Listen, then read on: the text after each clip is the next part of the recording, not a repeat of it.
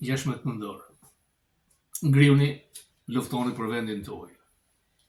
Dua të falenderoj antarët e rinj të Membership Focus, Besim Shanaj, Alfredo Gaba dhe Dimitri Gusha. Për ata që quhen mbështetës të Focusit, kanë të drejtë të komunikojnë direkt, të shikojnë videot përpara se të tjerët, të japin komente dhe me video. Sa më shumë antarë mbështetës të Focusit, aq më e madhe mundësia për të qenë të pranishëm çdo natë në emision më të gjatë. Ju kam thënë edhe herë tjetër që personat që flasin për Amerikën në Shqipëri nuk e njohin. Natyrisht, këtu ka me dhjetra me qindra që kanë studiuar, që e njohin këtë vend, njohin histori, njohin politikën, duhet të rishën kontakt nga Shqipëria, njerëz që nuk kanë asnjë background shkencave politike, gazetari. Për shembull, është edhe një ide që më duket idiote që Trump do të godas në Shqipëri si në Venezuelë. Shokët majtës të linjes, Shqipëria është vendi NATO-s. Platforma antitrafiqeve Trump ka deklaruar si organizata terroriste pikërisht kartelet që furnizojnë masivisht në Amerikë. Ai vjen nga Meksika, Kolumbia, por dhe nga Venezuela. Duke i dhënë këtë të drejtë, Trump ka të drejtë të bombardojë edhe brenda Meksikës, edhe në Venezuelë, edhe në Kolumbi. Nuk bombardon Trump në Kinë. Sasia e fentanilit përgjegjëse për 100.000, 150.000 të vdekur në Amerikë vjen nga Kina. Natyrisht që platformat e djata të presidentit Trump janë që në qoftë se kërcënohet siguria kombëtare e Amerikës e me të gjitha interesat financiare, Amerika do të ndërhyjë. Amerika është indiferente edhe për proceset demokratike ku më parë ka qenë mbështetës e madhe për zgjedhjet, vjedhjet, manipulimet. Dhe Rubio e ka thënë disa herë që ne do të flasim ose do të japim deklarata vetëm në qoftë se preken interesat kombëtare amerikane dhe interesat financiare ekonomike. Ky është plani, platforma e amerikane. Ndaj Ramës, sankcionimi i grupit madh të Sinaloas është një shuplak. Shuplaka e grushtit të tretë. Dhe në Amerikë thuhet 3 strike you're out. 3 goditje në futbollin amerikan dhe kudo. Rama kërkon të blej heshtjen. Kaq. Enver Hoxha e bleu heshtjen për disa dekada para arsit tij. Edhe kur u organizuan ish komunistët në 97-ën, me ndihmën e madhe të Greqisë, morim shumë se një vit. Ekuacioni mund të ndryshojë me protestat që do të nisin në Tiranë. Nuk ka rëndësi që protestat inicion Partia Demokratike. Në çdo vend opozita këtë mision ka. Aq më tepër në një vend ku sistemi është vjedhur dhe nuk ndryshohet me votë. Është regjim. Ja thash dhe dje që Rama kërkon të marrë azil në Bashkimin Evropian, duke shitur një ëndër që një institut i Vjenës, që merret me parametrat për hyrje në BE, thotë se në procesin e digitalizimit Shqipëria është 8 vjet, 9 vjet afër BE-s. Kurse në proceset qeverisë 100 vjet. Nuk i njeh. Në Shqipëri krimi është ndërthurur me pushtet. Nuk është thjesht ai niveli ulët i deputetëve nga të dyja krahët fatkeqësisht, por oligarkët në mënyrë të paturshme skandaloze që vjedhin pasuritë kombëtare. Rama ka gjetur diçka tjetër, dhuron nga jugu i Shqipërisë, nga ajo perlë, duke ja marrë pronarëve, duke ja dhënë Jorgjia Pjeprit, Melonit, Adams, gjithkush që vjen i marrë në vilat qeveritare, vjen për pazaret ndyra. jo të voglen akuzat për jurikim në jugun e Shqipërisë, dhe dhurata që e bëri ExxonMobil me ato dy anije fantazme që prodhojnë energji në ujërat e det Vlorës, i dha një punë të lartë në Houston. Por dhe Lubis, Rahmetlijes, një ftesë nga Mitsotakis në Greqi, ku ishte i pranishëm dhe sekretari thesarit.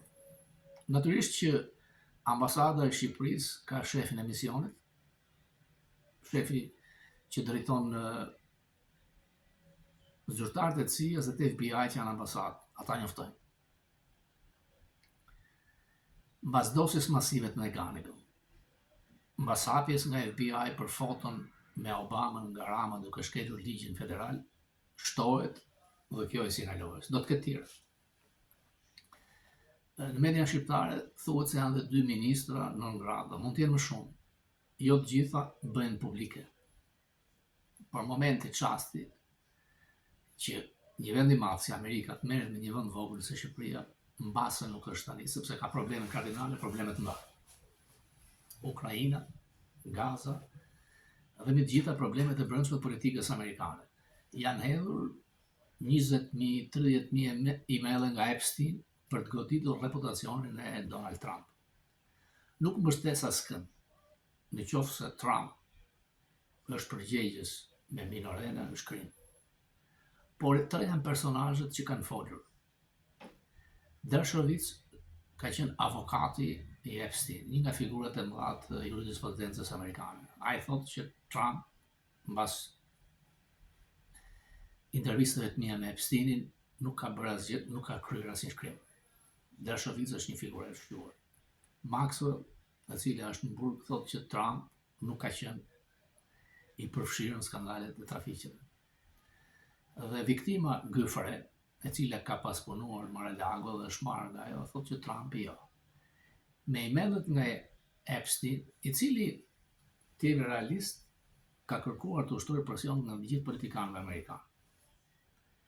Është një spostim i vëmendjes për Trump vetë, duke mos lejuar hapjen e gjithë dosjes, tregon se diçka ka. Që ti është tek lista e Epsteinit nuk do të thotë se domosdoshmërisht ka kryer krim.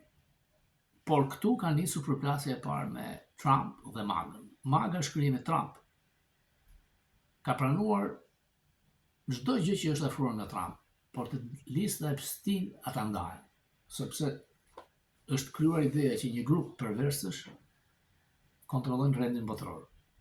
Kontrollojnë Amerikën dhe Epstein është i kapur si agent i Mossadit të Izraelit. Tucker Carlson, një figurë dikur e Fox News, të akuzon haptas. Rogan, i cili ka podcastin më të madh, edhe ai ka ndalë kundër hapur Trump duke thënë narcisist, duhet dënuar në të krim të mundshëm kriminal federal. Sa përket ekonomisë, Trump ka bërë një kthim pas tek tarifat, duke hequr tarifat për bananën, kafen, mishin, nga vendet që vijnë nga Argentina, Guatemala, nga Amerika Latine. Sepse ka dalë problemi i përballëshmërisë së kostos jetës. Ndaj Mamdani fitoi një. Trump nuk e kupton, jeton në një realitet tërësisht ndryshe. Akuzohet që personalisht familja e tij ka bërë miliarda dollar për 10 muaj, ekonomia jo. Ai pa të ftuar në shtëpinë e bardhë drejtuesit më të mëdhenj të korporatave. Ndërta JP Morgan Chase, Dimon, në origjinë greke, mbasi Arvanitasen.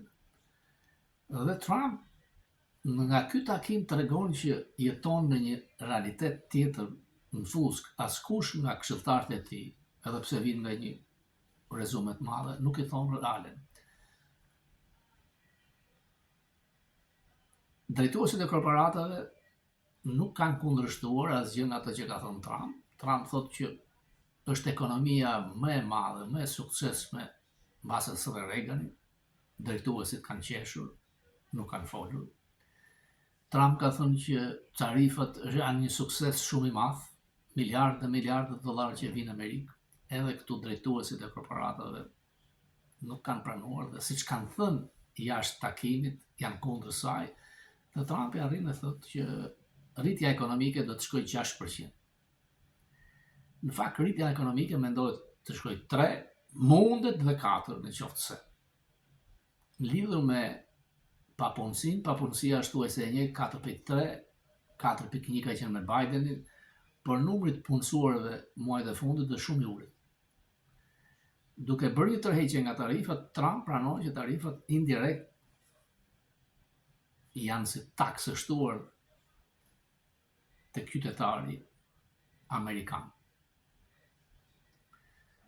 Edhe pse Trump thotë që fitoi ai tek hapja e qeverisë, sepse demokratët u gjynjëzuan, problemi mbetet tek çmimet e mëdha të siguracionit shëndetësor. Rreth 22 milion amerikanë do të humbasin mbështetjen që ka pasur nga Obamacare, do të përballen me premium shumë të mëdha.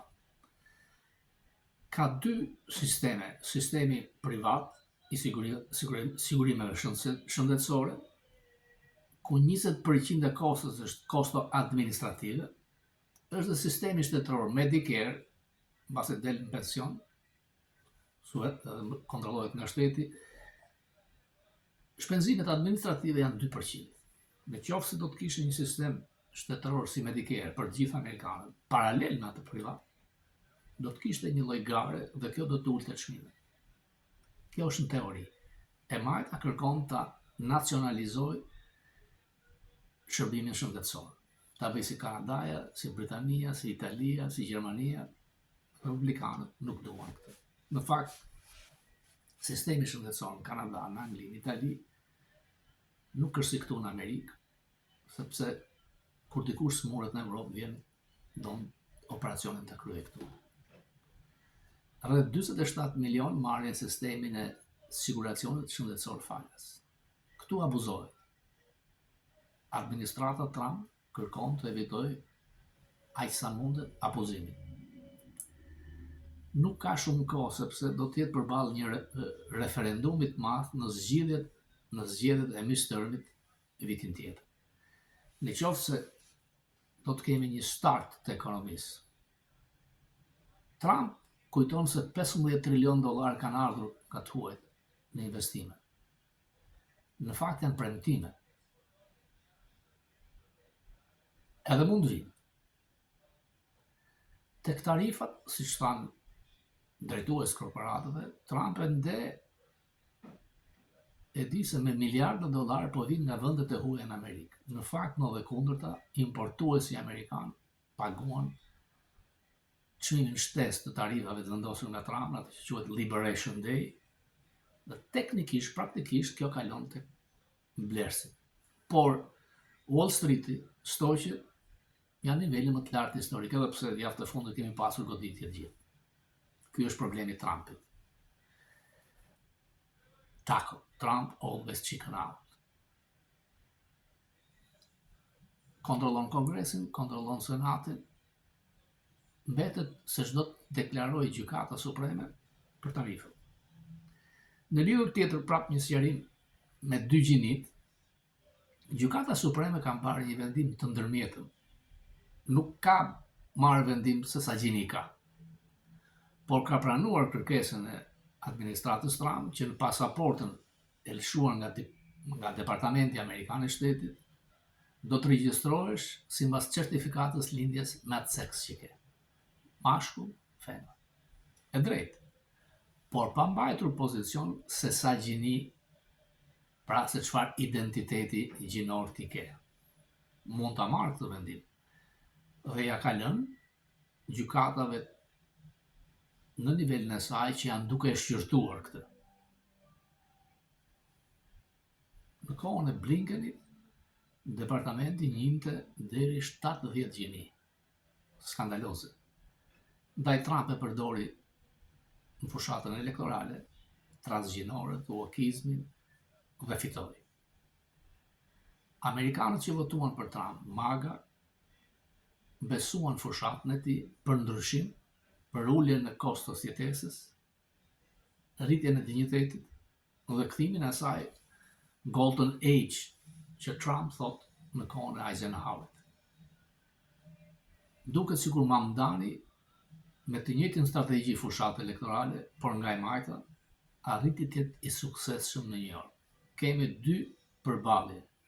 Filozofinë e Mamdanit socialist demokratik, siç deklaron, dhe zoti Trump i djathtë, por duket se në qoftë se Mamdani do të jetë i suksesshëm, kjo do të kërcënojë të ardhmen e Partisë Republikane. J.D. Vance tha se do të ulem me presidentin Trump për diskutuar për të ardhmen time për president 2028. Nga pollet, ai është i favorizuar. Por Partia Republikane, mbas Trump, do të humbas koalicionin e madhës. Është e vështirë të mbash bashkë një grup kaq të madh ku ka shumë kundërshtim. Natyrisht, midtermi gjithmonë partia në pushtet humbet kongres. Me ndryshimin e ligjeve për riformëzimin e karrikeve në kongres, Trump ka mundësi të fitojë, në qoftë se nuk i ndodh një krizë nga tarifat, nëse Gjykata Supreme e kundërshton.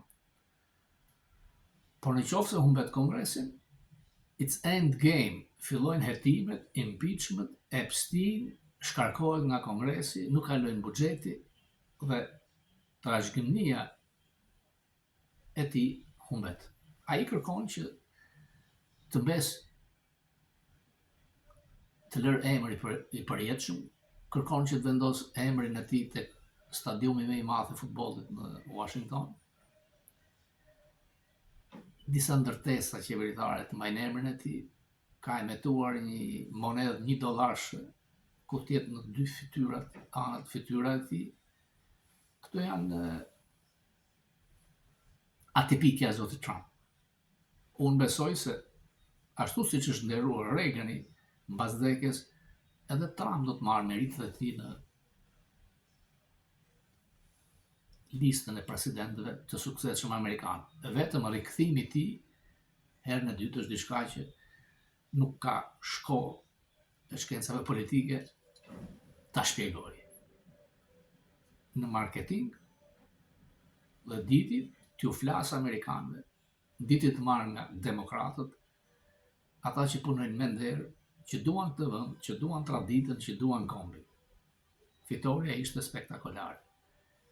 Por një njeri nuk e ndryshon dot sistemin. Është e vështirë. Dhe aq më tepër nuk bëhet në yes man, në yes woman. Ky është problemi që ka Trump 2 në krahasim me Trump 1, me generalët, botën, njerëzit me potencial të madh që e kontrollonin dhe they speak the truth, i thonë të vërtetën. Sot nuk ja thonë. Por Trump ka marrë përsipër vetë, të realizoj këtë. Janë hedhur poshtë pandemat e Wall Street Journal, që do vinte recesioni, skandali, do pri. Jo, deri tani, për 10 muaj ka bërë shumë tepër se ç'ka bërë Biden për 4 vjet. Unë falenderoj.